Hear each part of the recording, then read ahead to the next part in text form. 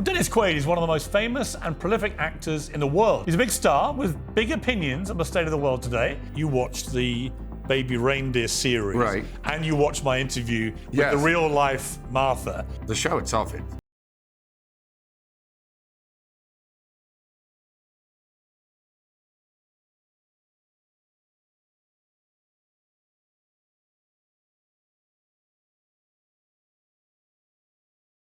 Think of when you were... I'm not going to give you that. TV. I play every Hollywood asshole producer, TV executive that you've ever met. What do you think of Trump? I think I'm going to vote for him. I see a weaponization of our justice system. People might call him an asshole, but he's my asshole. You start with Alec Baldwin in Great Balls of Fire. Right. He's now facing this trial. He's been adamant, look, whatever happened here wasn't my responsibility. You know, the way he responded to it may not have been the best. He says he never pulled the trigger. That's the only way a gun goes off is that you pull the trigger. Well, Dennis Quaid is one of the most famous and prolific actors in the world. He starred in more than 70 movies. His latest is a biopic called Reagan, charting the great former president's journey from childhood to the White House via Hollywood.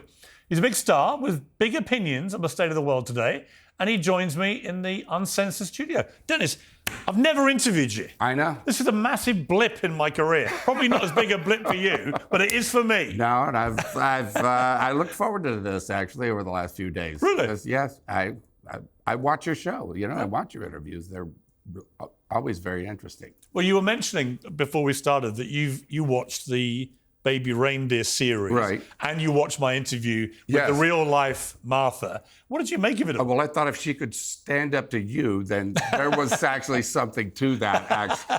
And no, I thought she comported herself really well. Yeah, with I you, did. and I believed her. Did you? Yeah. Completely? Well, I don't know about completely. I'm not sure if it was 2 or 3 times. It seems, but. As far as they're not able to find any kind of police record with her. That's the thing that I keep coming back to. The denouement, as you know, to the series is she admits everything in court and gets convicted and put in prison for 8 months. There's no record of this ever happening. Yeah.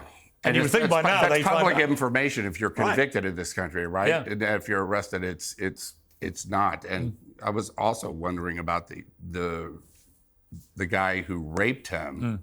Yeah. Who was in show business as a writer and brought him back into his good graces. Yeah. Did that guy? We still don't know who this is. It seemed like he'd be just as easy to find. Right. I think people do know him in the business. They know who it is. And I Richard think there Gaddis could be an talking about. NDA attached to that one. Did you find She this? never had a chance to have a non-disclosure agreement or any kind of nothing. agreement. She wasn't even told the series was coming out. Yeah. And yet people were able to identify her within seconds because they literally used chunks of her tweets in the series. So all people did was put them into Twitter and up she came. But, I mean, the show itself, it really is a phenomenon. It's fascinating. Yeah. And what it's about, it's so well done, so well written. And in the end, it's, about 2 broken people, I guess. Yes, it is. 2 quite damaged people, I think. And the truth gets muddied when people are damaged. That's what life is about. It's muddy. Well, you've been very... Life is muddy, right? Right, and you've been very open yourself about problems you've had in your life. Right. Things can get complex, right? Yeah, yes, they can. And, we're all looking for grace in our life. That's for sure. Well, what are you looking for when you get to your age? I mean, you don't look anything like your actual age, by the way, so congratulations. Well, I feel good about that. But I'm really happy, and probably the happiest I've been in my life. You should be, because if you don't mind me saying, you just turned 70. Yeah. You are 11 years older than me, but you look about 10 years younger. That's got to make any man happy. But no, I'm at the happiest part of my life, of my career, and, I'm very much in love with my wife, have just the greatest relationship of my life, which, I don't know why it came so late, but it did. And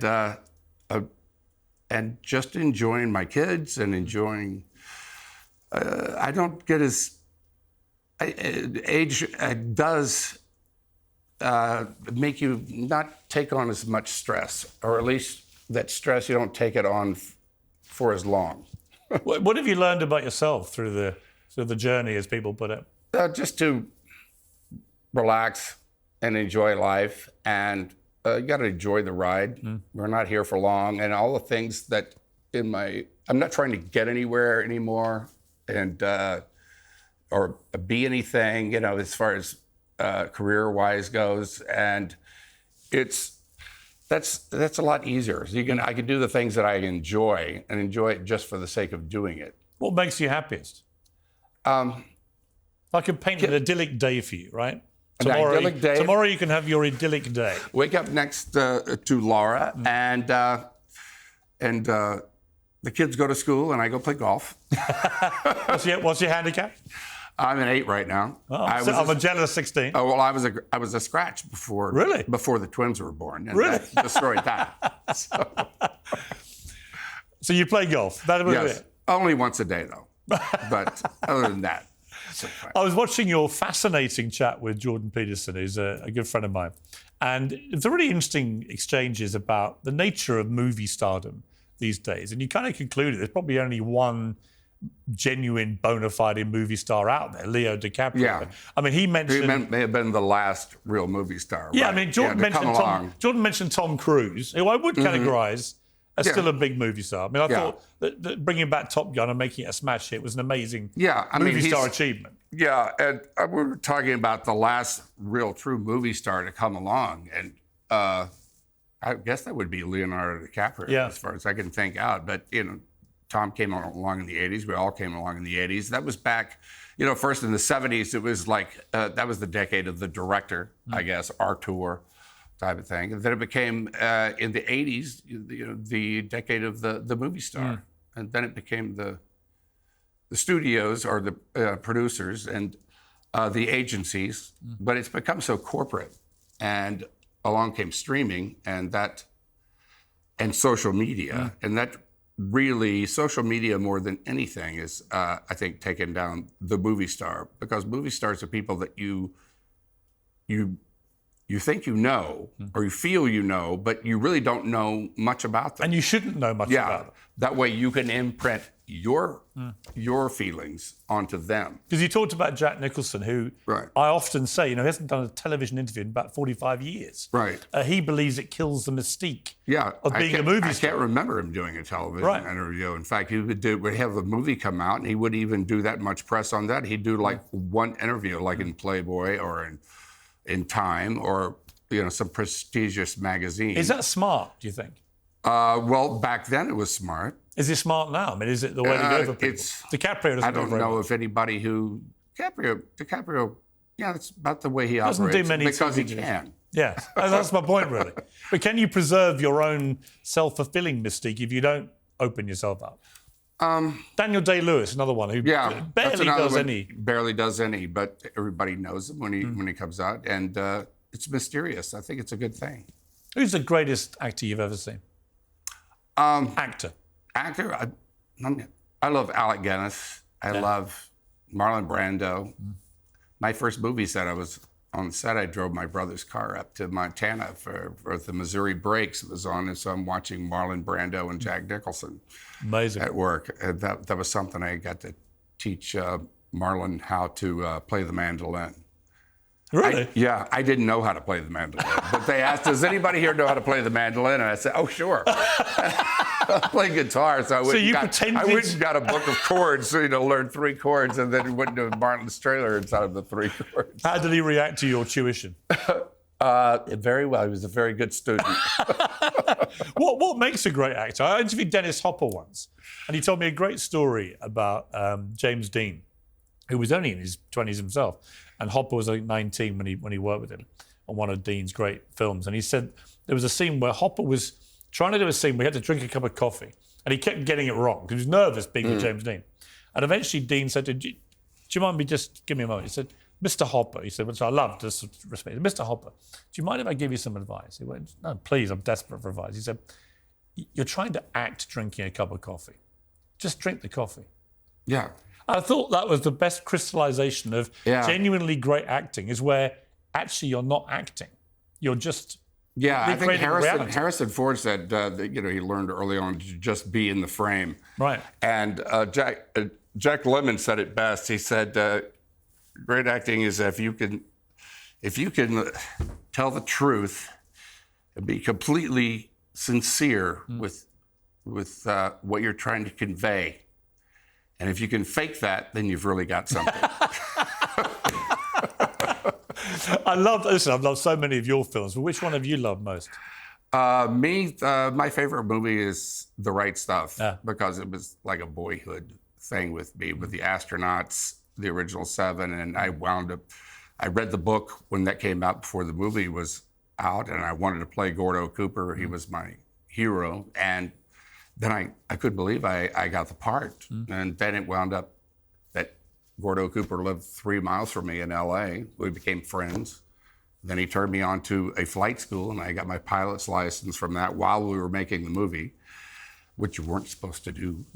And Chuck Yeager was on the set every day, and it took 9 months to shoot. And that's how as far as my favorites, that's how it's the experience I had making them, not the actual movie itself. Yeah, even though that's a great movie.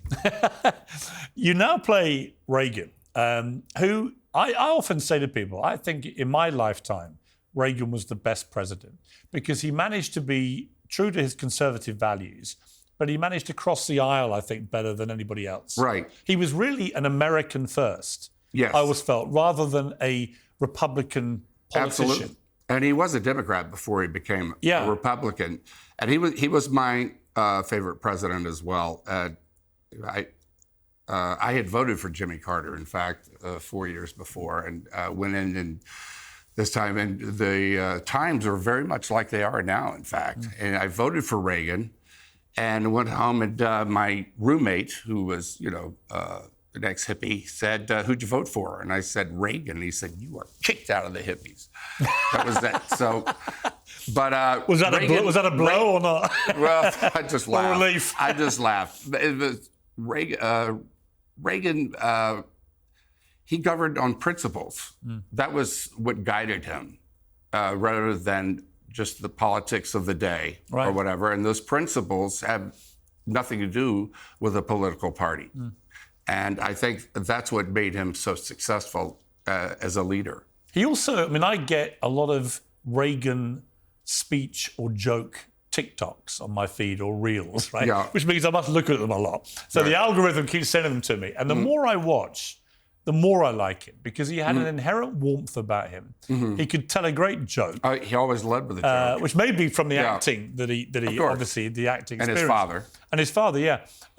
But he just has a warmth about him, which I really think is really important for any leader, to have that degree of warmth. I agree. He was a people person, and he was genuine, and he was a great leader too because just didn't go. He led. It didn't matter even if he was in the minority. He wasn't afraid to lead in that sense. But he was a very warm person. There was also something very private about Reagan. Although he was known as the great communicator, there was a place there that in my research to play him, people who knew him said there was a very private part that you could never get past. Really? Yeah. And what lurks there, do you think?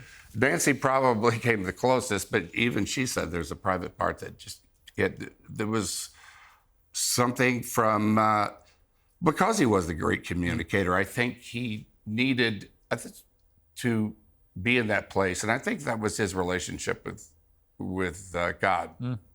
Right. Which was very sincere. Yeah. And you yourself, I wouldn't say converted, but you became much more religious after you went through difficult times in your life. Let's say about my life, I've always been a seeker. Actually, I was raised in the Baptist church, and then in high school, as many of us do back then, become kind of you start to see the hypocrisy around you of churchianity, let's say, and I started studying other religions, I'd read Siddhartha, and that led me into Eastern philosophy, and so and the Buddha, and I read the Dhammapada, I read the Bhagavad Gita, I read the Quran, going around the world asking everybody who's God to you, and finally after that, and then after going through the God of cocaine and all of that era of my life, came back to the red words of Jesus actually, and rereading the Bible again, and that brought me back. And why do you think?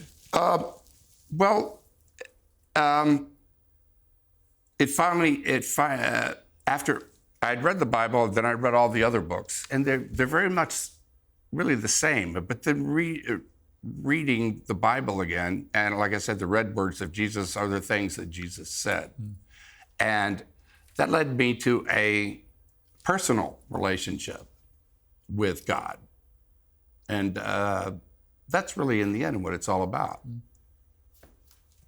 And it brings you what? It brings you peace. It brings you. You don't have to know everything, the answer to everything. Right. It's like it doesn't solve all your problems or anything, but it brings you have more compassion for yourself, more compassion for others. And the whole thing about being a sinner, it's like what I didn't like about churchianity. It was like we were in some kind of like Boy Scout school or something. That's really not what it's about. Sin to me is when you're really not being true to yourself. Right. Your own true nature, which is seeking God. I think all of us, deep down, are seeking Him. We all want to know where we come from. Do you have a dash of sin still about you, or are you now Of course I do. now a saintly individual? Dennis? I'm never gonna get away from that. Just look at me smile sometime, I guess, But it's very important to me in my life, and it's really brought me great peace. It's about enjoying life too. You seem very chilled, actually. Well, I've interviewed lots of actors. A lot of them can be quite, when they get to the point of doing an interview, they're quite kind of twitchy. They're kind of out of their comfort zone. They're having to talk about themselves rather than being somebody else. Especially with you, because you're going to go digging, aren't you? Yeah, but I'm always curious. But you're very chilled. I'm okay. I mean, it's like, I am what I am, and like I said, I'm really not trying to get anywhere or anything. And I mean, good things are happening, and I have more fire in my belly now for acting than I did when I was in my 20s Well, I want to show and you a 30s. clip. This is from because I enjoy it. Show a clip from the Cannes Film Festival where your new movie, you're with Demi Moore in this movie, and it got a 13-minute ovation that moved all of you to tears, actually. Let's take a look.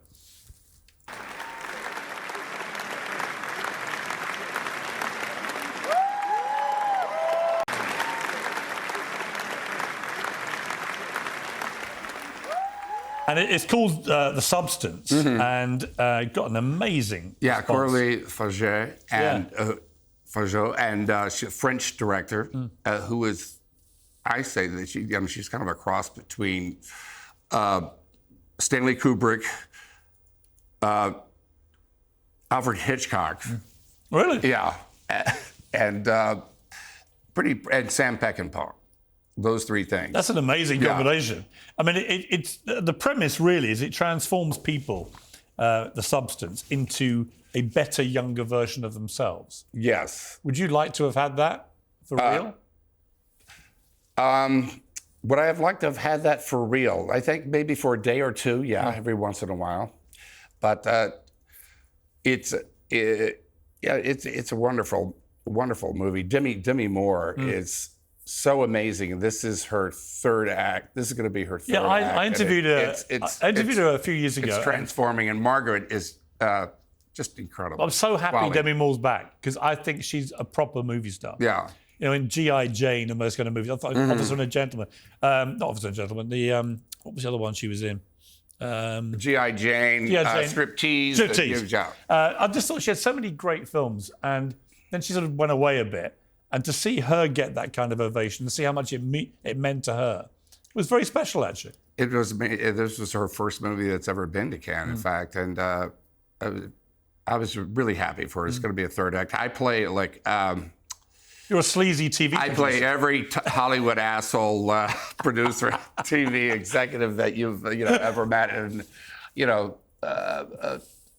so I that's who I brought up inside myself when I played them, and I'll. Who did you think of when you were? I'm not going to give you that one, Piers. Sorry. I need names. I might be working for them next week. You never know. So I'm not going to do that. It was so much fun to play. But you were quite moved, though. He's such a pig, this guy that I play. It was just a blast. There's no better. Yeah. But you were very moved there by that reaction. I was. It was. What were you thinking when you were getting emotional there? I was looking at Demi, and she, like I say, she has been kind of away from the scene in the film world for a while. And, I've known her since the 80s, since pretty much the beginning. She was the next set after my generation. And it was just really good to see.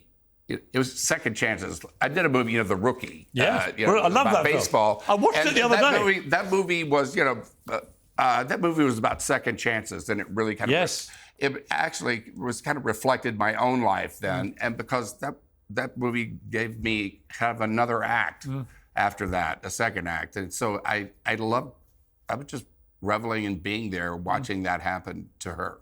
I interviewed Mickey Rourke in the wilderness years before he came back with The Wrestler, and he was out of the game for like 10 years. And I said, what was it like that? And he said, well, Hollywood's great when you're doing well.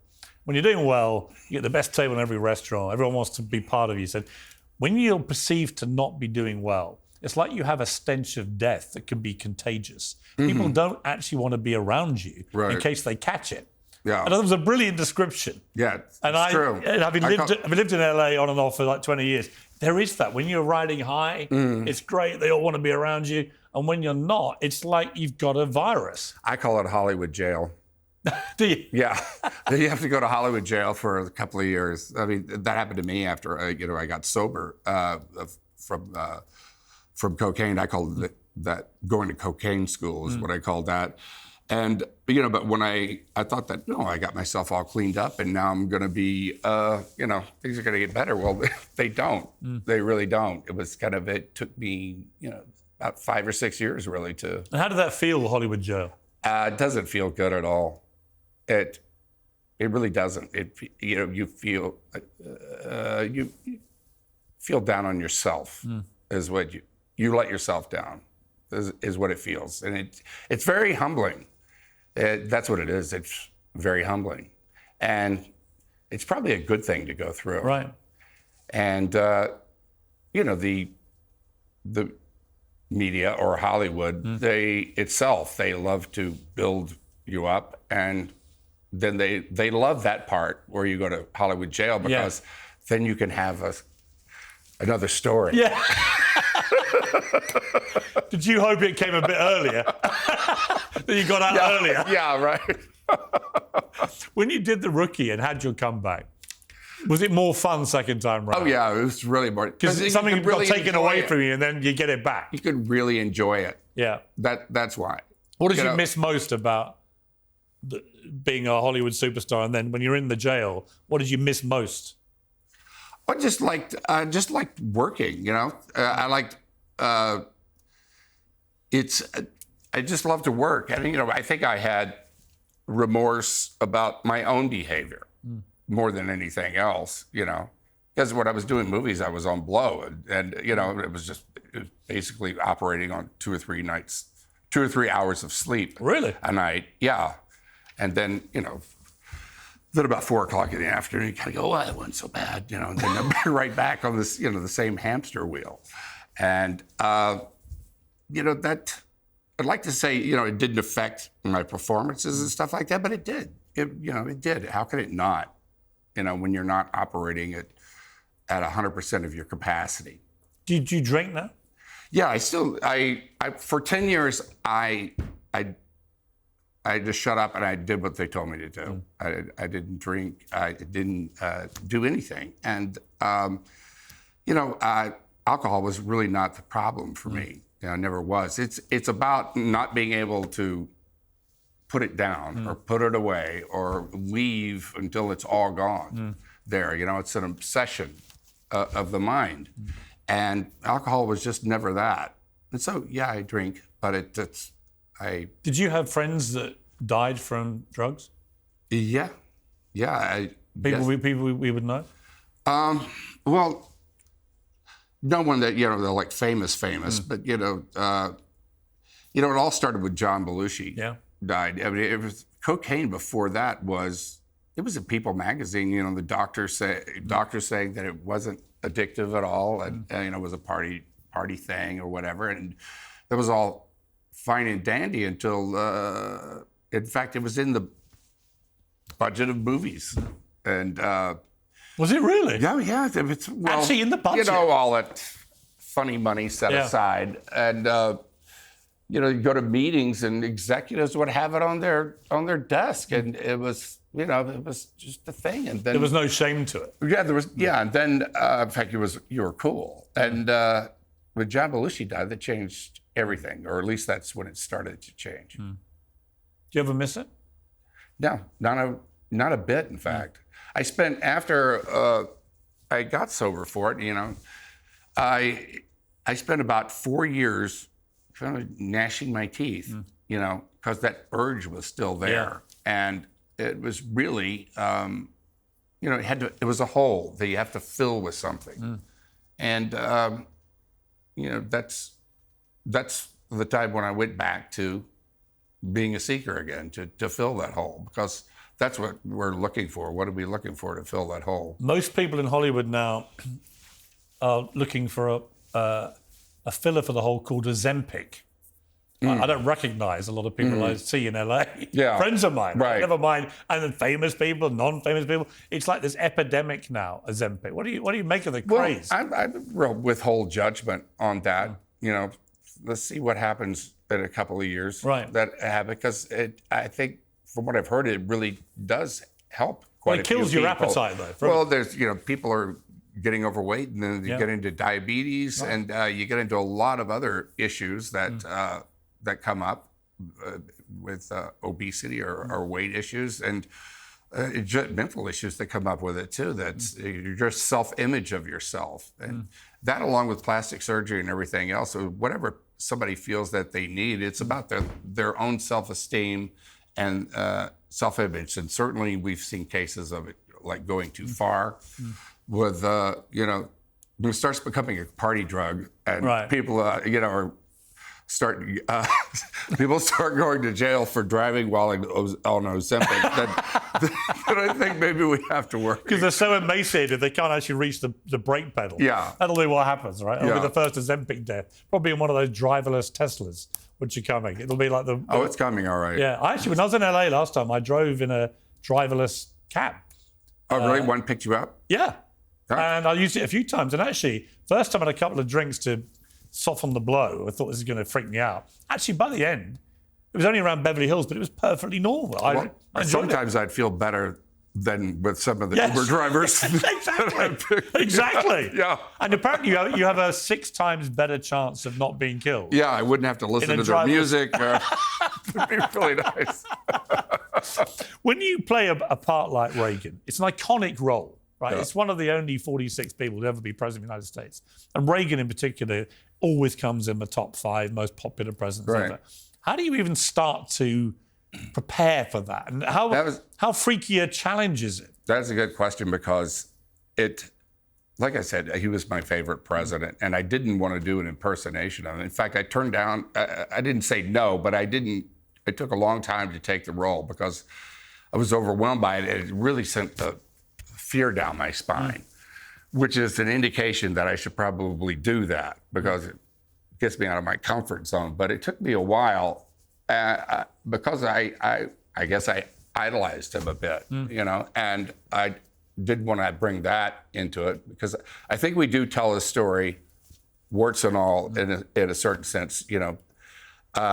He certainly wasn't a perfect human being, but it's, you know, everybody in the world pretty much knows who he is. it's like playing Muhammad Ali in a way. Right. And so to go about doing it, for one thing, I lived through it.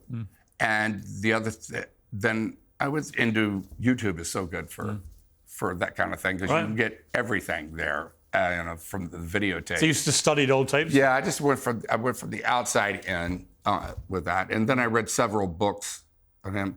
Like Reagan had, he kind of had a crooked grin, and there was, what that was, those nerves were dead there. So that has something to do with what's on the inside of a person. And I like the way they walk, the way, the way they groom themselves, all of that says something about the inside of a person. He had a kind of natural authority, I always felt, Reagan. Yeah. He was someone who didn't struggle with the role of being the most powerful man in the world. He just had a sort of ease with being an authority, I always felt. Yeah, I think he learned that in Hollywood for being an actor. It's because they would groom their actors in the studio back then about the way you walk, the way you hold a cigarette, the way you gave you the confidence. Yeah, the confident air. And, he himself has admitted that acting really helped him. Yeah. Especially in the negotiation with the Russians. Right. Like Star Wars, for instance. Which was all a total scam. It was a total scam. It was like, we didn't have anything like that. The movie came out in, 76, I believe it was. And, it was laser beams going, destroying things, missiles or whatever. We didn't have any of that. And Reagan said we did. But he was able to convince the Russians. He convinced them at least 90% that we did have it. And then even doubled down and said, we'll share it with you. Yeah. And they still wouldn't go for it. But it did cause them to, and they had already been doing that, going military spending, went through the roof of the Soviet Union, and Reagan's $30 billion US. His strategy all along was to outspend them and bankrupt them. Right. And that's really what brought the Soviet Union down. Along with the Pope and Lech Walesa, of course, too. But yeah. When you look at what's happening now with the resurgence of Russia, as many people see it, in an axis with China, with Iran, are you worried as an American about where this is all going? Of course I am. I am. I think the world is very, very dangerous place right now. And could get set off and a misunderstanding occur, and there's hardly any time to think a minute about it. And I'm really concerned what's going on in the Middle East, even on our own borders here. And people don't seem as informed as a general rule as back 30, 40 years ago. Well, I think they're getting selective information. Yes, from the social media. And from the algorithm they build up, from TikTok with the short versions of news, often slanted a certain way. Yeah, and they're getting, we're getting, our own point of view, our own beliefs are getting coughed back at us. Right. And I'm not sure how good that is. And then that's also reflected in our government. We really need to remind ourselves of the better nature of our own angels and learn to work together and disagree, but have a civil conversation about it. That 30, 40 years ago, we had liberal Republicans, we had conservative Democrats. And there was much more across the aisle. You voted for both sides. Yeah, Reagan and Tip O'Neill. They would get together, a couple of times a week at 5 o'clock and over at the White House and talk it over. And then they were, bitter enemies during, during work hours, but they worked it out. What do you think of Trump? I myself think. I think I'm going to vote for him. Really? Yeah, in the next election. Yes, I am. Are you ready for the blowback? Well, yeah. Which inevitably comes Well, with Trump. you know, I think in this election, everybody's got to, I think they're going to take a side or whatever, but it just seems to me, it just makes sense. I was ready not to vote for Trump until what I saw is more than politics. I see a weaponization of our justice system. Yeah. And a challenge to our Constitution, us as Americans, that I don't think we're going to have. And, you know, Trump is the most investigated person probably in the history of the world. And they haven't been able to really get him on anything. And this whole Stormy Daniels thing, to me, is so kind of pathetic. I mean, whatever happens, as we sit here now, that we're going to find out in a few days whether he's guilty or not guilty. I don't think it matters. It doesn't. If anything, if he's found guilty, it'll probably help him more. Yeah, even the way you just said it made it seem like that trial, or guilty or not guilty, is about Stormy Daniels, Right. which it's not. No, it's not. And in fact, what is the crime? I still can't figure it out. Well, well, the crime, neither can they, because they haven't said what it is. They took a misdemeanor that had run out of its time, and you know, trying to turn it into a felony, and but they won't even say what that is. Do you have to like Trump to vote for him? No. Do you like him personally? Well, look, I was in the last campaign, and in 16 and and in 20, I found myself going, oh, please don't do that. Please don't say that. You know, it's like these things have come out of his mouth. And but as president, the only thing I liked about Trump was everything he did. Right. You know, what he did with Korea, with Rocket Baby, the way he defeated ISIS in 3 weeks. You know, people don't even remember it happened so fast. How he stood up for us overseas, and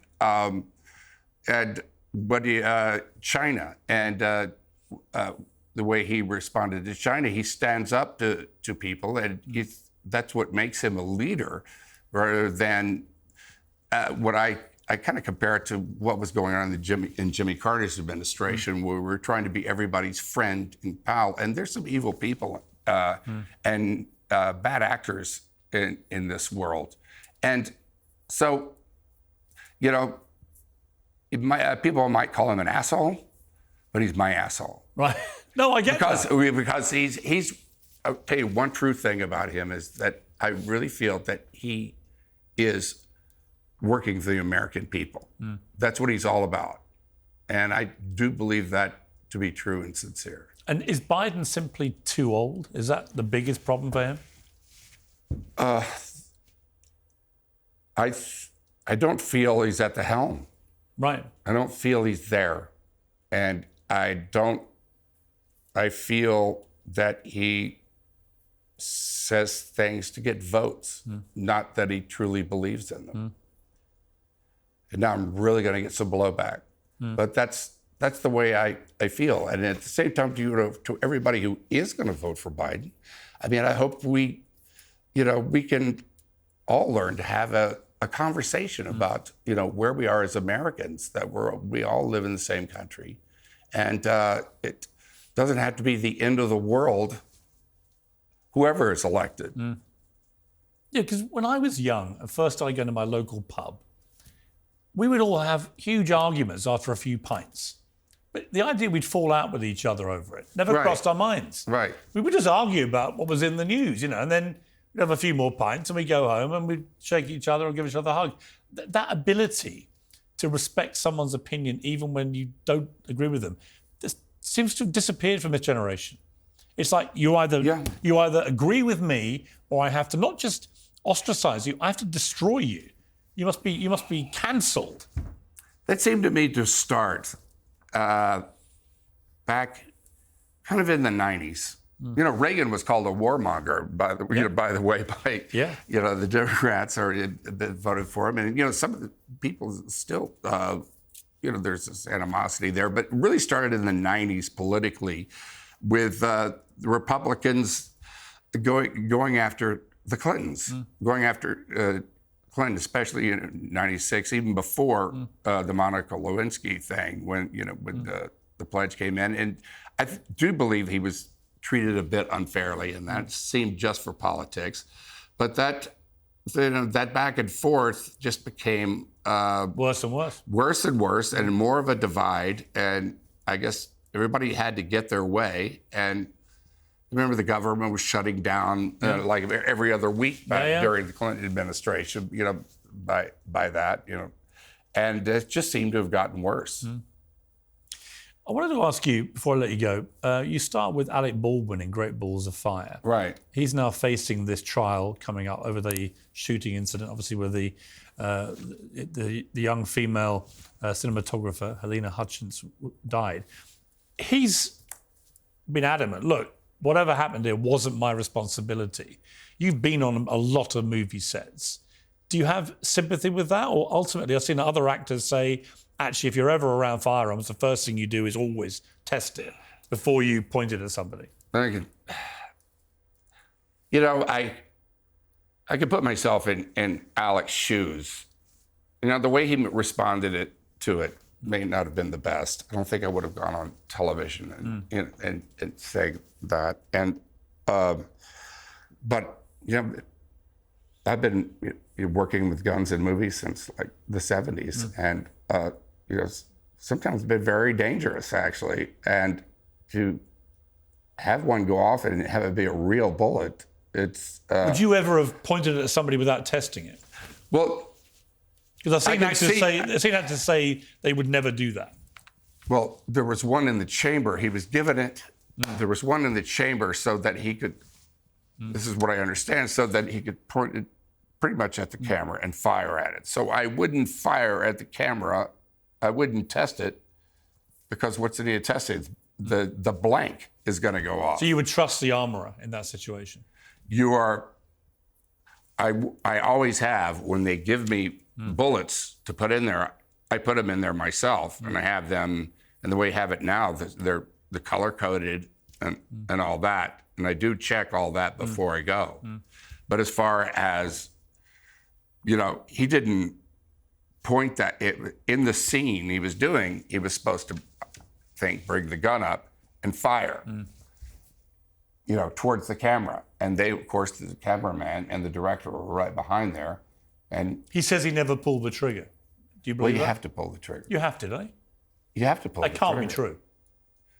I mean, that's the only way a gun goes off is that you pull the trigger. Yeah. They don't just go off. But were they actually filming, or was he just playing around? I think that he was supposed to pull the trigger, because it's in the scene that that's what I think. Right. Unless he was just. Otherwise, why are you going to you shouldn't even put a blank in that gun if you're not going to pull the trigger, because that's what it's for. There's paper and stuff that comes out of the end of those guns that can actually hurt you, hit you in the eye or whatever. And so I don't know. That's a tough one. It really is a tough one. And in a way, I really have a lot of compassion for him, because I know how that's where that has him, and underneath. And but we've got to be a lot more careful about it. It's been a fascinating conversation. Thank you so much for being so. Same here. Well, you know why? Because you're just very open, and a lot of people these days, especially actually actors, get very introvert and worried about saying things in case. I used to be like that. I actually very much used to be about that, and it was really my faith and that personal relationship that I do have with God, with Jesus Christ, that let me relax. That who cares? You know what I mean? It's it's important to be, so you can open up and tell people your story and your mistakes and what they are, so that we can find our way to. There's a power in just saying what you really think, I think. Even if certain people aren't going to like it, whatever you say. Yeah. So you may as well just be true to yourself, right? Exactly. Just be authentic. Yeah. I think you're very authentic. Thank you very much. That's quite a compliment. It's been, I appreciate honestly, that. it's been a great pleasure. Yeah. Long overdue. All right. But let's do it again. Yeah, we'll do part 2 next time. A round of golf next time. Yeah, exactly. We'll do it over a round of golf. All right, Sunnydale. Great to see you. Yeah, Sunningdale. You're on. Great to see you. You too.